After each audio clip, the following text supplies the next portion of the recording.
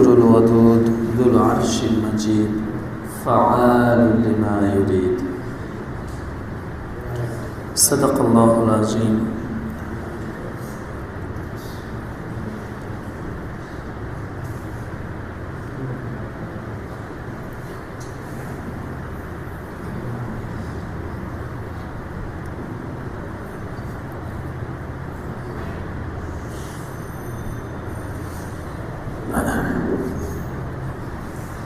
আল্লাহ পাক রব্বুল আলামিন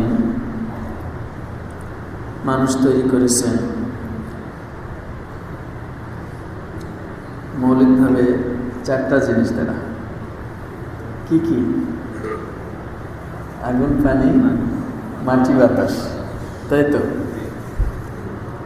মৌলিকভাবে চারটি পদার্থ দ্বারা তৈরি করেছেন মানুষকে।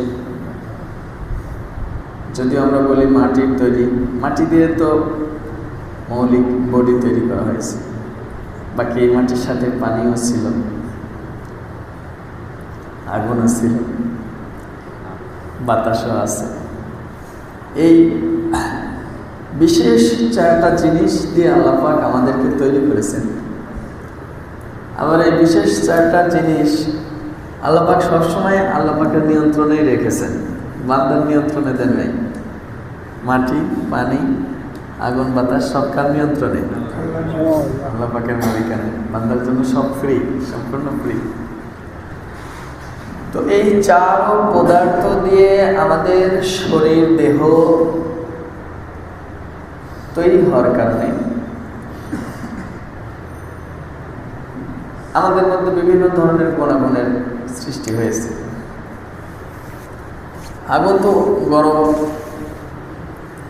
ফলে আমাদের মধ্যে আছে উষ্ণতা, যেটা শরীর টাচ করলে বোঝা যায় শরীর গরম, শ্বাস প্রশ্বাসে বের হয়, এবং এখান থেকে আমাদের চরিত্রের উপরে এফেক্ট করছে উষ্ণতা, চরম গরম। প্রত্যেকটা মানুষের মধ্যে মেজাজ গরম আছে, কম বেশি সবার মধ্যে। কি কারো খুব বেশি, কারো একটু কম, কেউ খুব বেশি প্রদর্শন করে, কেউ কন্ট্রোল করে, বাকি মেজাজ গরম নাই এরকম কেউ পৃথিবীতে নাই।